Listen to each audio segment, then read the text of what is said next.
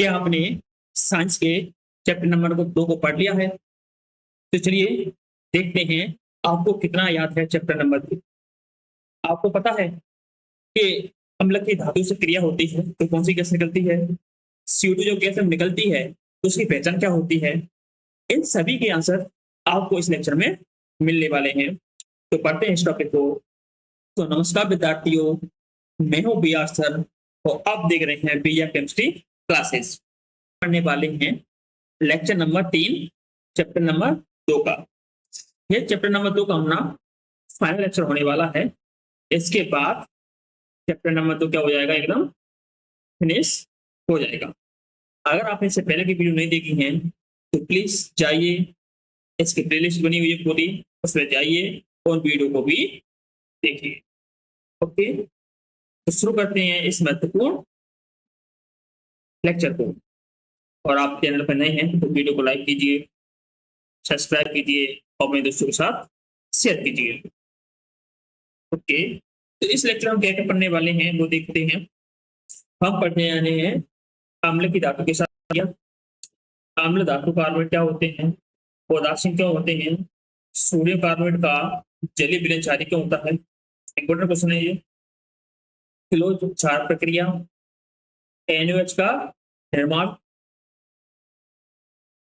NaOH का निर्माण, उसके उपयोग, उत्पाद कैसे होता है उसका, और पीएच का दैनिक जीवन में महत्व। ये बहुत अच्छा टॉपिक है। दांतों का चेक कैसे होता है इसी के अंदर आएगा। मिट्टी का पीएच कैसे चेक करते हैं वो भी इसके अंदर आएगा। तो चलिए बिना किसी देरी के शुरू करते हैं इस महत्वपूर्ण लेक्चर को।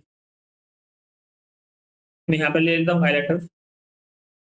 चलिए, अम्ल की धातु के साथ क्रिया। पहला क्वेश्चन आता है, अम्ल की धातु के साथ क्रिया के बारे में समझाइए। तो इससे आपको लिखना पड़ेगा, जब अम्ल किसी धातु के साथ अभिक्रिया करता है तब सामान्यतः लवण तथा हाइड्रोजन गैस का निर्माण होता है।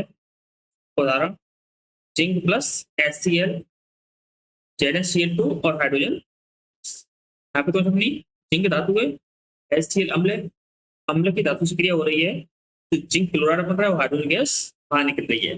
तो अम्ल की धातु के साथ क्रिया होगी तो एक गैस निकलती है जिसका नाम है हाइड्रोजन गैस। अम्ल और धातु क्रिया होगी तो लवण बनेगा और क्या बनेगा, हाइड्रोजन गैस बनेगी। दूसरा पॉइंट, अम्ल की क्रिया किसे कराएंगे, धातु कार्बोनेट से करवाएंगे तो क्या बनने वाला है यहाँ पे देखते हैं।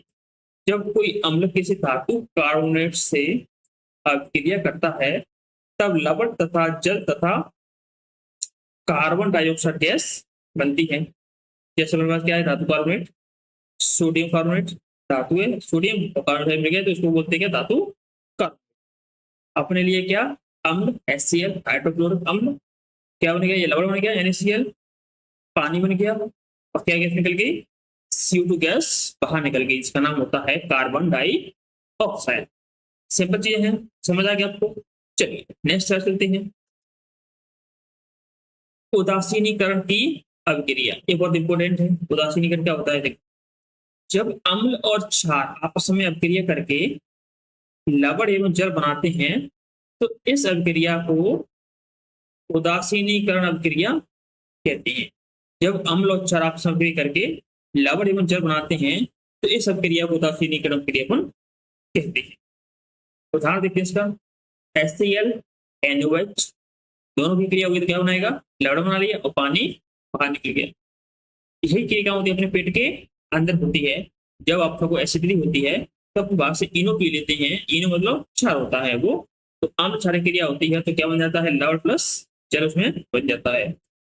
क्षार और धातु से क्रिया करेगा तो क्या होगा, जब धातु में प्रबल क्षारों के साथ अभिक्रिया करके लवण तथा हाइड्रोजन गैस बनाती हैं तो क्षार क्या करते हैं, हाइड्रोजन गैस बनाते हैं।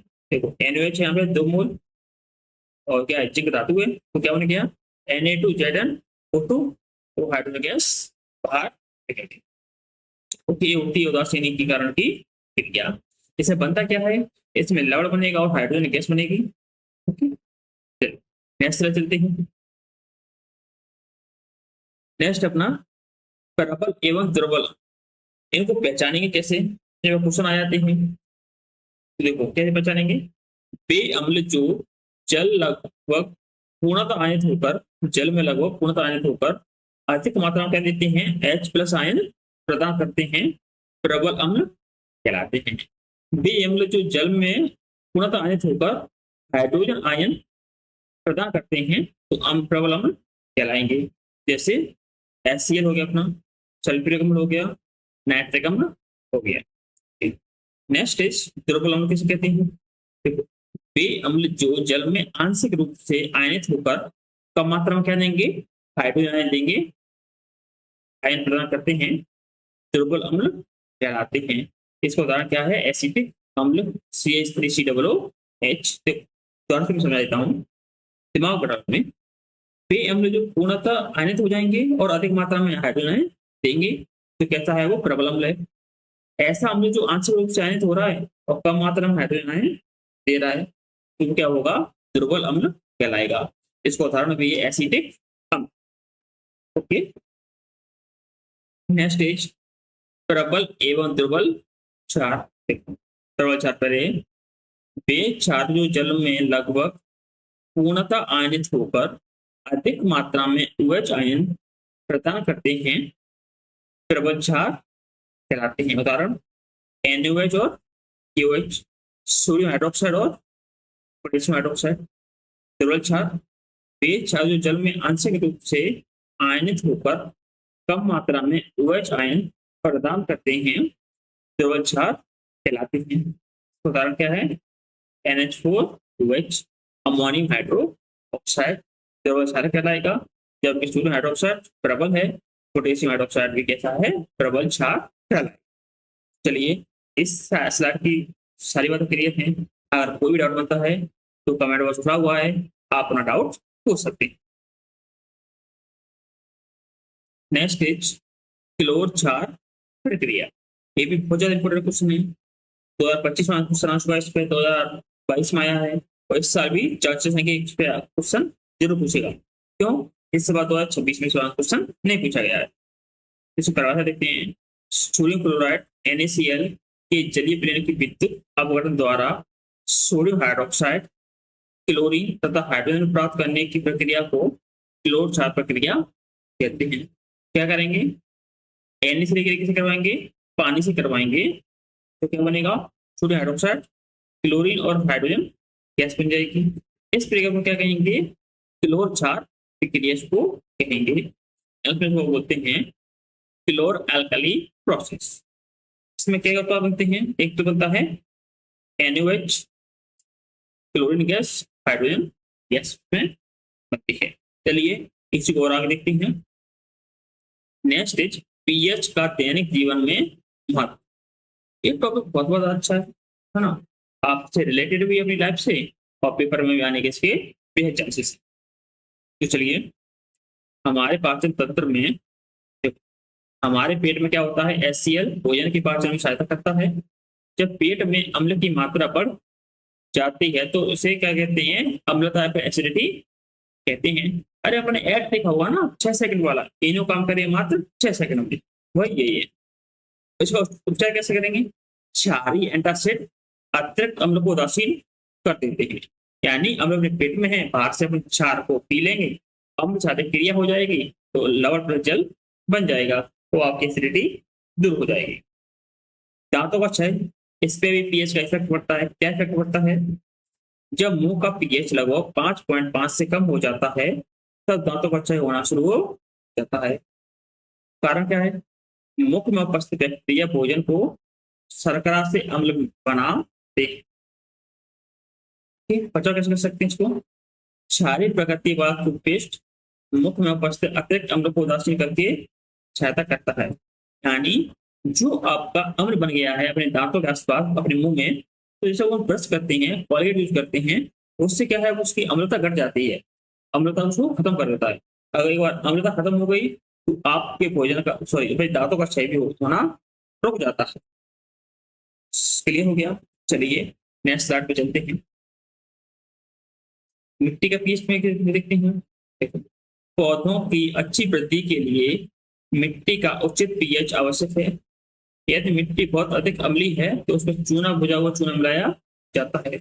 यदि मिट्टी अधिक क्षारीय हो तो उचित उपायों द्वारा उसकी अम्लता बढ़ जाती है।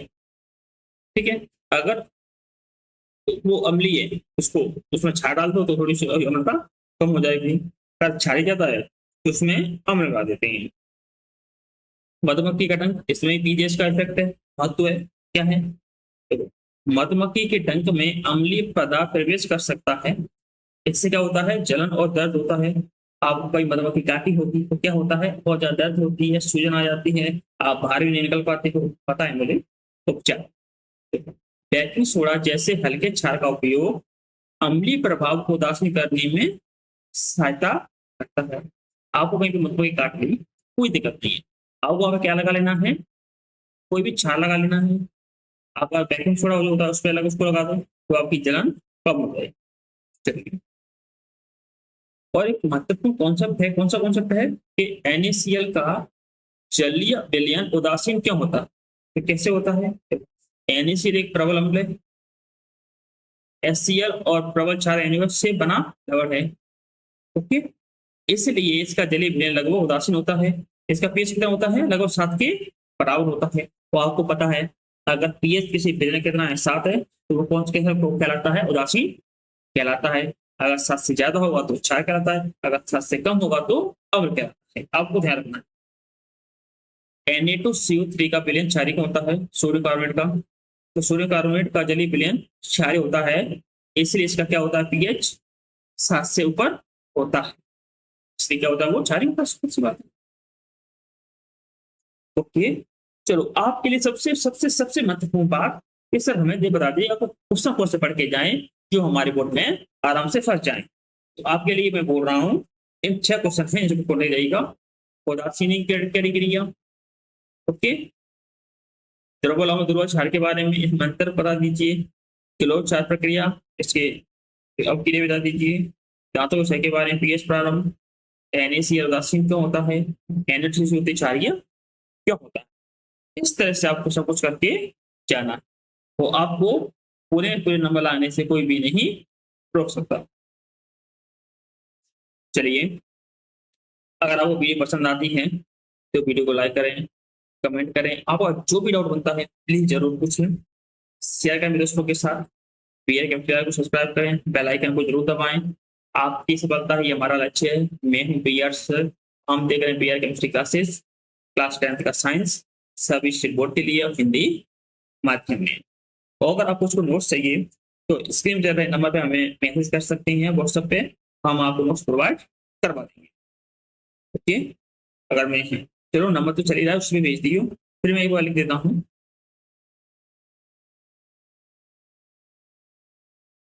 88 2 7 0 5 3 7 0 6, ये रहा अपना क्या व्हाट्सएप नंबर। ओके, तो मिलते हैं नेक्स्ट वीडियो में, और अगली वीडियो तो हम चैप्टर नंबर 3 से स्टार्ट करेंगे। एक पूरी क्लास आता हो चुकी है चैप्टर नंबर 2 की, और अगर आप लोग पहले भी तो वीडियो नहीं देखो उनको भी देखिए, बहुत ज्यादा इंपॉर्टेंट है। तो मिलते हैं नेक्स्ट वीडियो में, नेक्स्ट क्लास में। तब तक थैंक यू, गुड बाय, जय हिंद, जय भारत।